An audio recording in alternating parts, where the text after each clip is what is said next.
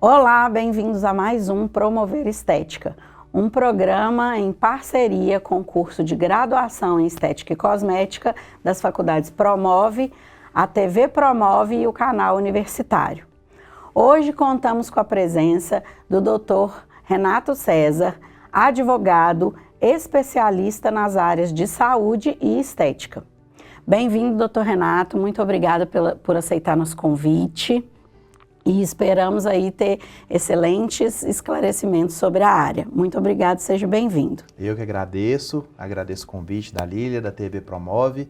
Espero contribuir um pouco para o crescimento de vocês, para um relacionamento mais seguro e mais saudável com o paciente, né? Que é o que todo mundo espera. Exatamente.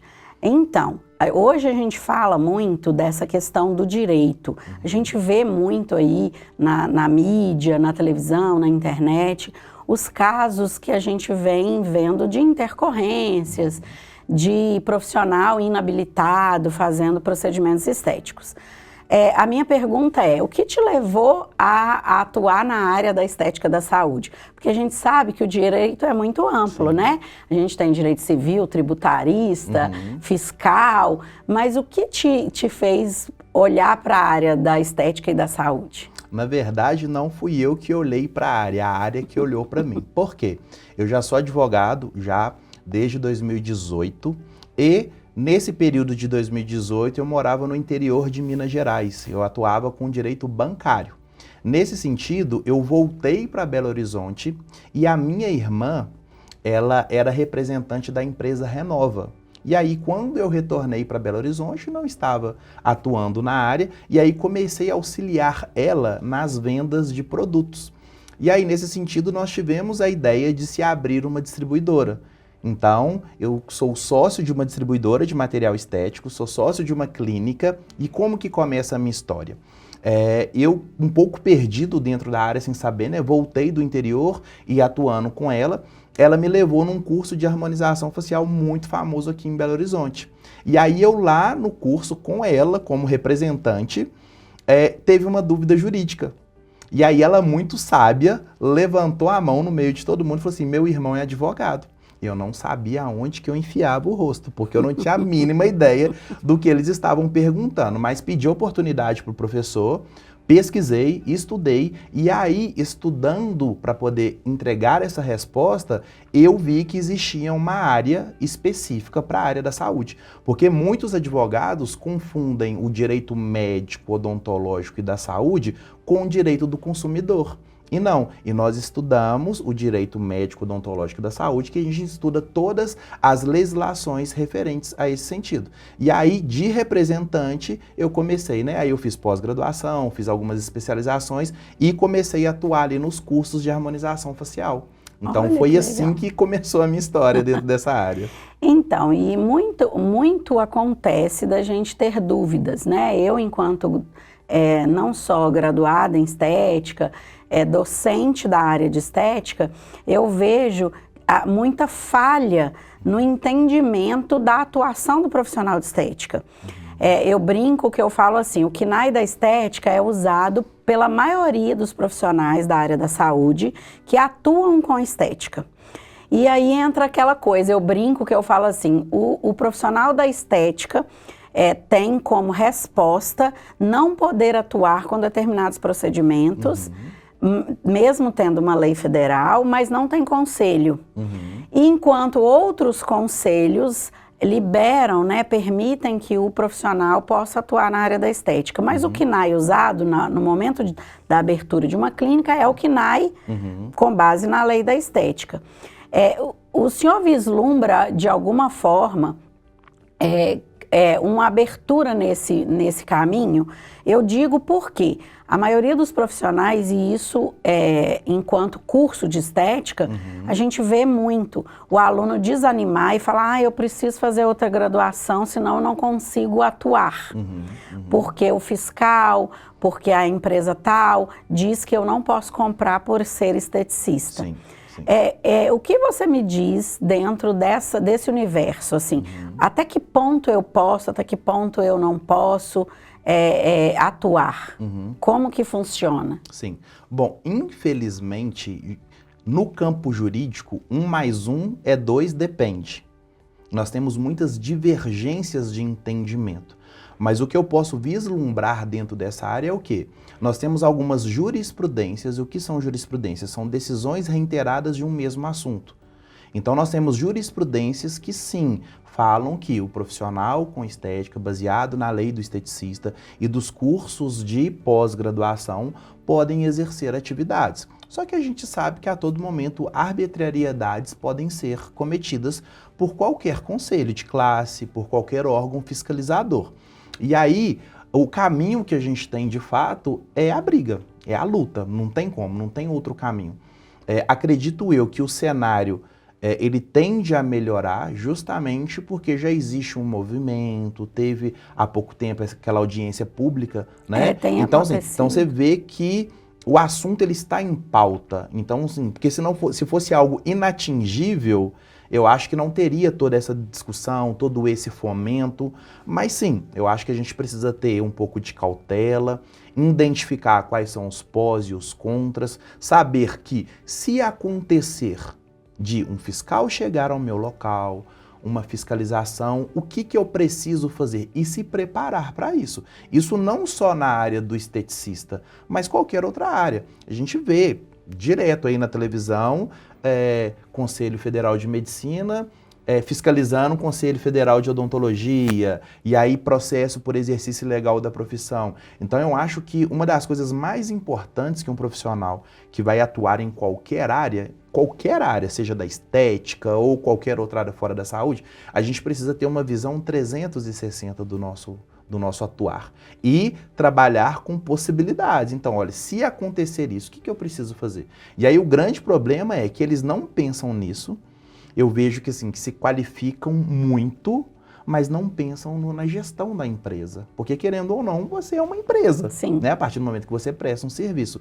Então, acredito eu que nós tenhamos muitos argumentos, a gente tem muita arma para poder usar, mas a gente precisa também do profissional se qualificar, cumprir as normas da vigilância sanitária, evitar intercorrências que podem ser evitadas para justamente a gente não dar munição para outra parte, né? Exato. Mas sim, é um cenário ainda um pouco instável, porque existem dois posicionamentos do que não pode e do que pode. Então nós temos decisões, inclusive, de que não pode, inclusive de que pode, tá? Então, por ser um cenário um pouco ainda incerto, de fato é isso. É lutar para aquilo que vocês estudaram. Gente, é o MEC que fala o que você pode e o que você não pode fazer. E aí vai vir a vigilância sanitária falando que você não pode, então o MEC me dá uma autorização e a vigilância fala que não. Mas é de fato entender, olha, o fiscal chegou aqui. O que eu preciso fazer? Até onde eu posso ir que ele não pode discutir? Aí daqui para frente a gente pode discutir qual que é o respaldo que eu preciso para não ser pego de surpresa. Exatamente. Outra coisa que é muito importante, e aí você enfatizou muito isso, é a questão profissional, da atuação profissional. E é uma coisa que a gente vê assim, vertentemente no mercado, não só da estética, mas outras áreas afins que também atuam na estética, que é a questão da documentação. Uhum. A questão da documentação, eu brinco que eu falo que ela vem antes da decoração do seu consultório. Sim. Né? As pessoas preocupam, eu brinco muito em sala de aula e falo isso. Não adianta você colocar lá uma poltrona de couro de cabra, de um lustre maravilhoso, ter uma televisão de borda infinita, se a sua documentação base não está adequada dentro do que a lei do consumidor prevê, a norma da vigilância sanitária prevê. Então, são questões que eu acho que fica a desejar.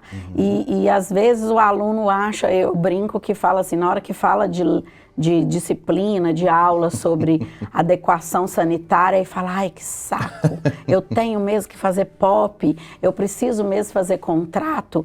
E a gente vê isso frequentemente, né?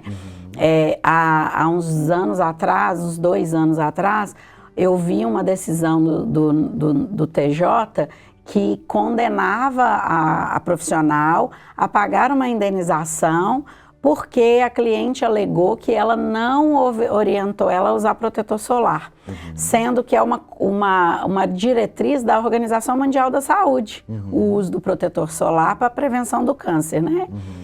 Mas ela não tinha contrato, ela não tinha ficha de avaliação, ela não tinha nem a conversa do WhatsApp para provar que ela tinha indicado. Então, isso também é um ponto negativo. E como fazer para que isso não aconteça? Eu estou chegando agora no mercado, o que é que eu faço? Eu quero montar meu consultório. Qual que é o primeiro passo? Extremamente negativo. Por quê? O que eu vejo muito dos profissionais é uma ansiedade para começar a atuar, eu já quero abrir minha clínica. E você pode colocar o seu negócio em risco, se não tiver da forma que deve ser feita. Então, o primeiro passo que o profissional ele precisa ter é: não quero fazer, não gosto, procure pessoas que façam. Então eu sempre vou bater na tecla da gestão. A gente precisa saber gerir uma intercorrência, a gente precisa saber gerir o nosso marketing, a gente precisa saber gerir o nosso jurídico. Não quer dizer que é você que vai fazer.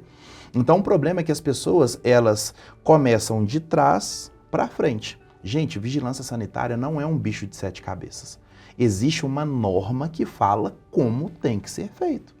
E se você não segue a norma, então o seu espaço já está construído e depois que o espaço está construído, agora eu vou adequar as normas, às vezes você não consegue adequar. E aí por isso que fica burocrático. Então o primeiro passo que a gente tem, né, um passo a passo, um protocolo a ser seguido primeira coisa esse espaço que eu quero locar, que eu quero comprar, atende às normas da vigilância sanitária? Por quê? Hoje em dia, por exemplo, a gente tem muito problema com acessibilidade.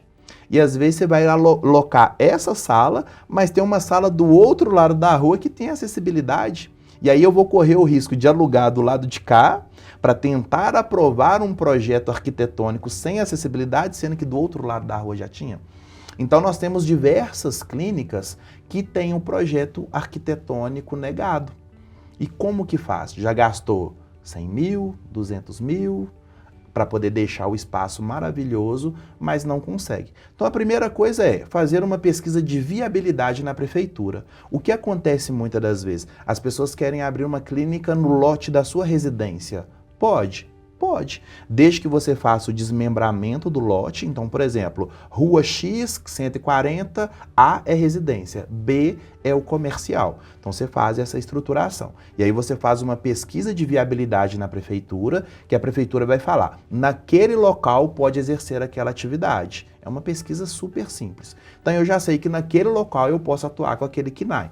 Segundo passo, vou verificar a estrutura física do local. Eu estou com uma clínica essa semana que me procurou, no local não tem caixa d'água. É um prédio pequeno e não tem caixa d'água. A ligação d'água vai direto para a clínica. Como que eu faço o controle de qualidade da água?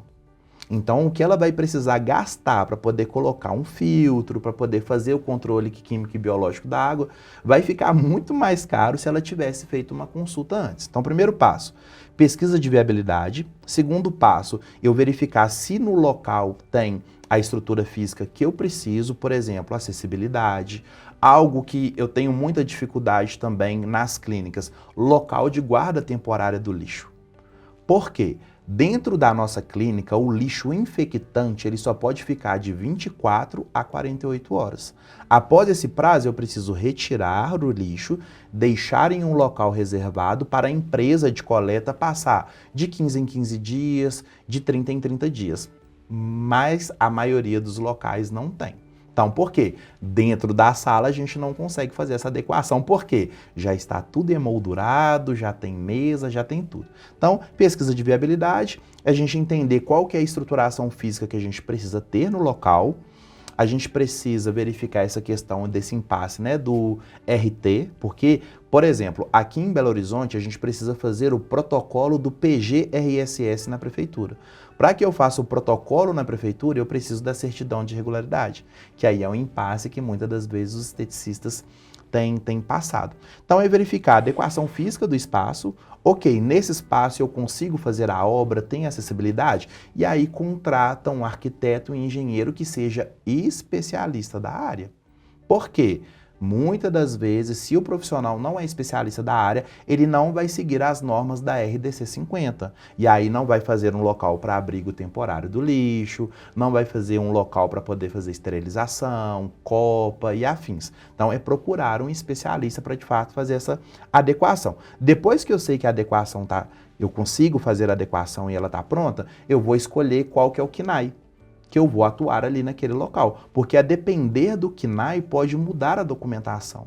Então, por exemplo, aqui em Belo Horizonte não é obrigatório fazer o protocolo do projeto arquitetônico na prefeitura para o KNAI de estética. Só que se você coloca um outro KNAI, por exemplo, um KNAI de ozonioterapia, já passa a ser obrigatório o protocolo do projeto arquitetônico. Então, às vezes, pequenas alterações, aquela máquina que eu comprei e coloquei aqui, já tem uma exigência da vigilância sanitária diferente. Então, se eu sei que o meu local pode exercer aquela atividade, se eu conseguir fazer a adequação física, e sei quais os KNAIs, quais atividades que serão realizadas, eu faço, né? Se for trabalhar como pessoa jurídica, que a gente usa o KNAI. Se for trabalhar como pessoa física, a gente vai usar o CBO, que é a Classificação Brasileira de Ocupação, que é um código também que a gente precisa comunicar à prefeitura. Fiz a abertura da empresa ou fiz, né? Através do CBO, aí sim eu vou para a parte da pasta sanitária. Porque o que geralmente as pessoas fazem? Elas já abrem a clínica, depois que a clínica está funcionando, vou dar entrada no alvará sanitário. E aí, do dia para a noite, o fiscal chega lá e não tem nada. E pede várias adequações no espaço que não são possíveis de fazer. Então, tem várias clínicas que precisa gastar com obra, que às vezes não pode estar com a clínica naquele local. Então, a primeira coisa, pesquisa de viabilidade, procurar um arquiteto, verificar qual que é o código KNAI do local, verificar se esse local tem esse local de guarda temporária do lixo, que é muito importante, ou onde que eu irei alocar esse lixo.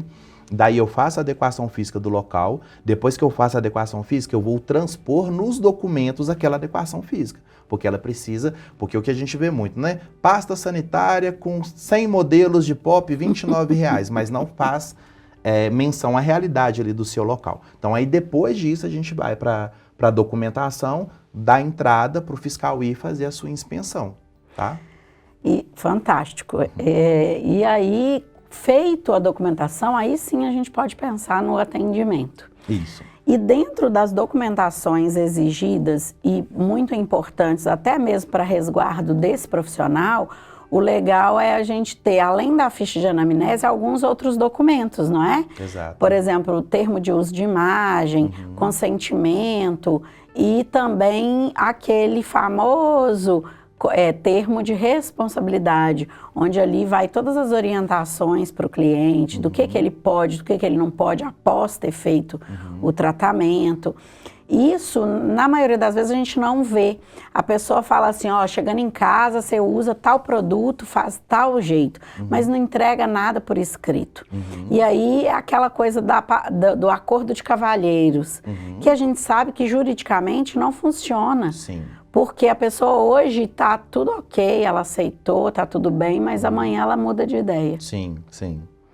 A gente tem algo que é de boca só se vai a Roma, a lugar nenhum.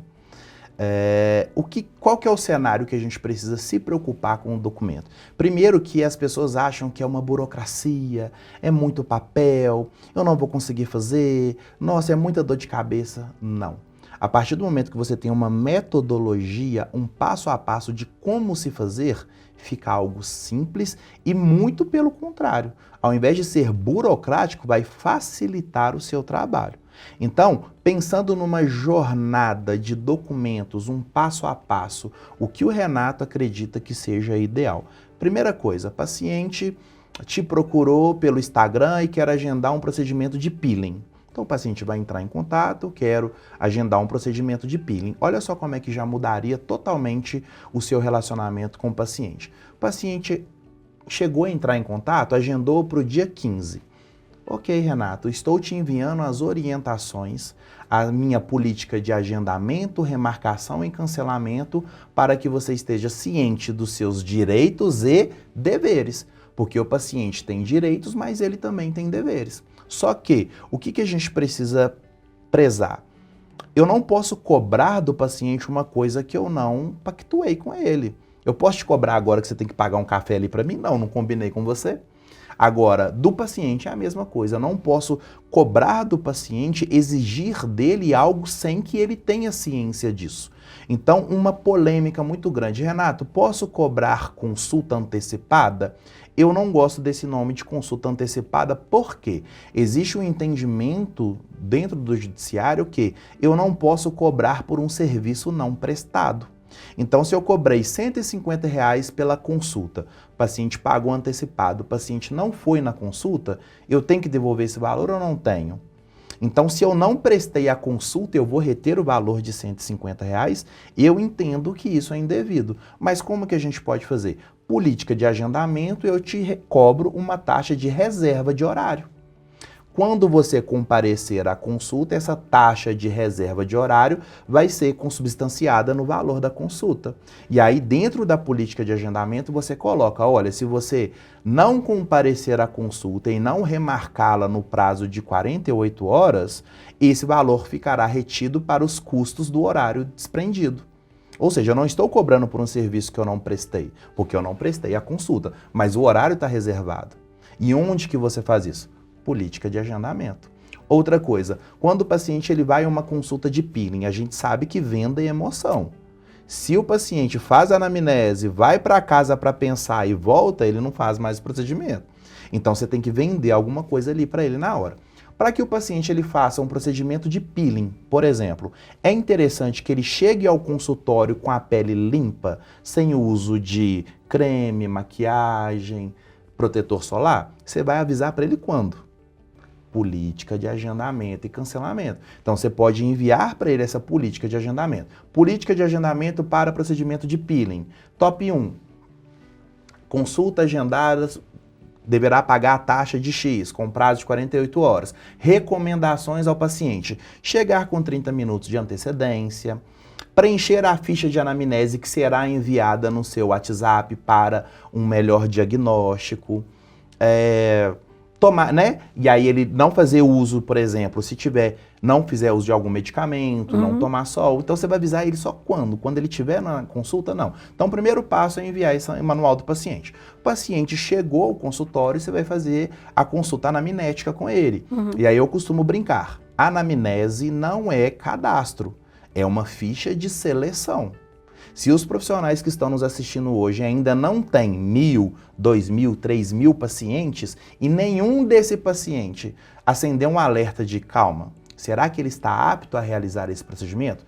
Tem alguma coisa errada. Então é ver a anamnese como sendo uma ficha de seleção. Eu gosto muito de me colocar como exemplo. Há alguns anos eu fui fazer um procedimento odontológico, chegando ao consultório, a anamnese foi me entregue na recepção, preenchi. Hipertenso? Não. Diabético? Não. Quando eu deitei para poder fazer o procedimento, ela me fez uma pergunta, Renata, a gente conversando, ela, Renata, me conta um pouco de você, e aí eu contei que já tinha sido gerente de clínica durante 5 anos, e ela tá assim, Renato, qual foi a última vez que você aferiu sua pressão? Falei, não lembro. Qual foi a última vez que você fez um exame de sangue? Aí eu falei, eu fui gerente de clínica durante 5 anos e nunca fiz um check-up na vida. E aí ela me devolveu a pergunta, como que você sabe que você não tem pressão alta ou que você não é diabético? Vamos aferir sua pressão? Minha pressão estava 18/9. Olha. Então, muitas das vezes, o próprio paciente desconhece o seu real estado de saúde. Então, se eu pego a anamnese e utilizo ela só como uma ficha de cadastro, não faço a investigação, aquele documento ali não vai valer de nada e a gente corre o risco de ter sido negligente. Então, a anamnese é o segundo documento que o paciente chegou lá. Um outro documento que é extremamente importante, e aí você vai conseguir entender o porquê quando a gente conseguir dialogar aqui, é o seguinte, depois que o paciente fez a anamnese, o que você vai trazer para ele? Renato, dado o seu diagnóstico hoje, o plano de tratamento indicado é X. E aí o que acontece muitas das vezes? Você passa para o paciente um protocolo de 5 procedimentos, que vai dar 10, 20, 30 mil. E o paciente vira e fala assim, não, eu não tenho condição de fazer esses 10 procedimentos. Vamos fazer só 2? Ok, e aí o que você vai fazer? Plano de tratamento indicado é esse. Então, já que ele não aceitou o plano de tratamento indicado, eu vou para o plano de tratamento alternativo. Por que que é interessante a gente colocar essas duas diferenciações? Pensa comigo, quando o paciente ele faz a contratação de um procedimento, ele está buscando o quê? Um resultado. E aí, ele projeta na cabeça dele que ele vai ter aquele resultado mesmo com aqueles dois procedimentos. E aí, se o paciente depois vem te questionar, mas eu não tive o resultado que eu gostaria, qual que vai ser a sua devolutiva? O seu plano de tratamento indicado eram 5 procedimentos, você optou por 2. Então, o resultado que você está projetando possivelmente seria entregue com 5, possivelmente. Outro ponto importante do plano de tratamento, o que é? Se o paciente pagou R$1.000 da toxina, R$1.000 do preenchedor, R$1.000 do bioestimulador, e aí ele está te questionando agora que não gostou do resultado da toxina. Então, se ele for discutir algum reembolso ou alguma coisa inerente à toxina, a gente vai discutir o valor de R$1.000. Agora, o que acontece muitas das vezes? Vocês fazem assim, full face, R$10.000. Só que eu não sei o que eu estou pagando pelo preenchedor, não sei o que eu estou pagando pela toxina. Então, se eu fiquei insatisfeito, eu vou pedir todo o dinheiro de volta, tá? Então, depois do plano de tratamento, o paciente aceitou o plano de tratamento, a gente vai para o famoso termo de consentimento, que todo mundo pega o termo de consentimento do coleguinha, que eu sei. Mas do que adianta você ter uma defesa nas mãos e não saber utilizá-la? Para que é o termo de consentimento? Então, o termo de consentimento é o documento pelo qual eu vou dar ao paciente todas as informações sobre os riscos e benefícios do procedimento. E aí, onde que as pessoas pecam? O risco que o Renato corre em fazer um procedimento é o mesmo que a Lilian? Não. Eu sempre gosto de me usar como exemplo, mais uma vez. Eu tenho um hemangioma do lado direito da boca. Se eu for fazer um preenchimento labial, os riscos que eu corro é o mesmo de quem não tem um hemangioma? Então, por que o meu termo de consentimento é o mesmo de uma pessoa que não tem hemangioma? Então, a gente precisa entender para que é o termo de consentimento. É para dar ao paciente as informações sobre os riscos que ele vai correr. Por quê? Nós temos decisões judiciais que falam exatamente isso. Olha, o termo de consentimento entregue ao Renato não esclareceu ao Renato os riscos que ele corre. Então, o Renato não aceitou correr aqueles riscos. Então, é sempre que necessário, a gente não vai sair inventando moda, por exemplo, dica simples, dentro do termo de consentimento tem um espaço em branco. No caso do Renato, paciente possui um hemangioma do lado direito da boca, foi orientado do risco de hemorragia severa. Porque aí depois eu não posso alegar que eu não sabia do risco desse procedimento. Então, assinei o termo de consentimento, aceitei os riscos e benefícios. Outra coisa que você até disse sobre o pós. Quando que eu vou entregar o pós? Só depois? Mas eu preciso saber qual o pós antes de aceitar. Então, o que a gente não vê nos termos de consentimento? A pós no termo de consentimento. Então, a gente precisa colocar o pós no termo de consentimento. Então, Renato, você está ciente que esse é o pós? Por exemplo, o paciente vai fazer um peeling. E aí ele faz o peeling com você, depois que ele fez o peeling, você fala, olha, você não pode pegar sol. E ele estava com uma viagem marcada. O que ele pode fazer? Te processar, porque você não deu a informação necessária. Então, é colocar as instruções pós-tratamento no termo de consentimento. Então, o paciente sabe risco, benefícios, o que ele tem que fazer depois, aí a gente vai para o que ninguém faz. Contrato de prestação de serviço. Porque o contrato de prestação de serviço é para estabelecer as regras do jogo. Nós estávamos batendo um papo aqui um pouco antes e você me trouxe. Paciente que fecha protocolo anual. O que acontece na maioria das vezes, pessoal? O paciente vem na 6ª sessão, some. E aí aparece depois de 8 meses falando assim, doutora, eu te paguei 10 mil, fiz 5 sessões. Então eu tenho 5 mil com você, mas não quero mais fazer esse procedimento. Não, agora eu quero trocar para uma toxina. Pode? Não sei o que está estabelecido no contrato. Então, o contrato é para estabelecer as regras do jogo, inclusive exigindo que o paciente fale a verdade, que o paciente siga o pós. Se você tem, por exemplo, um protocolo de emagrecimento e o paciente tem que buscar um nutricionista, é colocar no contrato que ele tem que buscar um nutricionista. Então, o contrato ele é para estabelecer as regras do jogo. Depois disso, realizou o procedimento, você entrega as instruções pós-tratamento. Quando o paciente vem ao retorno, seria muito interessante pegar com ele também uma declaração de satisfação e conclusão de tratamento. Por quê?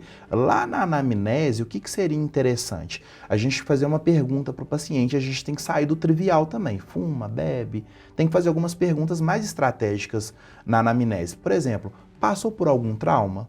Porque pensa comigo, divorciada depois de 15 anos, te procura, o que ela está depositando em você?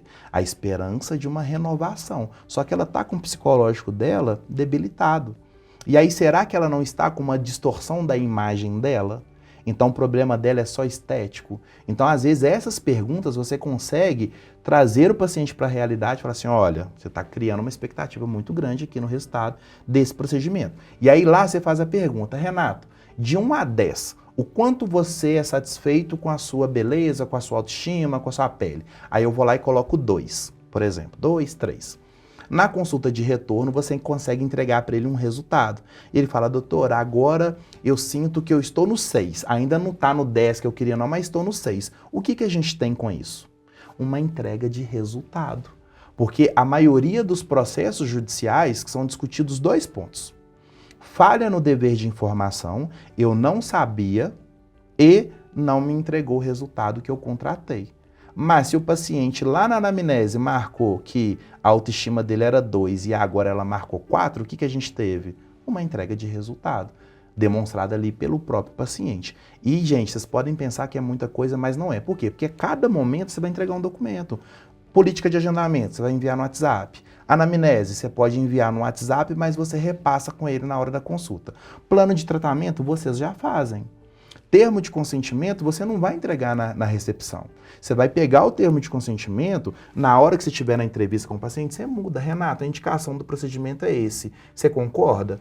Assina para mim. O modo de ação é esse. Então, ali no momento que você está explicando, você já está repassando com ele.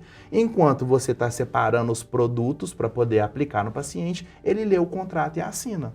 Então, assim, não fica uma metodologia muito complicada. Diferente é entregar para o paciente como se fosse um pacote de folha A4 na recepção. E aí, de fato, ele não vai ler. Mas se a gente faz isso de forma planejada e, o que acho que também é principal, saibam precificar. Gente, aí, gostaram da quantidade de informação que tivemos aqui? Né? Isso é fantástico, a gente precisa marcar outros bate-papo, porque nós temos muitos assuntos pertinentes aí. E a gente recebe muito essas perguntas no Instagram, da Estética do Promove, dentro de sala de aula, né? E eu acredito que o Renato também, lá no Instagram dele, também receba bastante. Então, eu agradeço mais uma vez, Renato, pela sua disponibilidade, por ter aceitado o nosso convite e convido a vocês que fiquem atentos à programação do Promover Estética, assim como o restante da programação da TV Promove no canal universitário e estejam atentos aí que em breve traremos mais novidades para vocês. Muito obrigada, Renato, muito obrigada de novo e até a próxima. Até a próxima.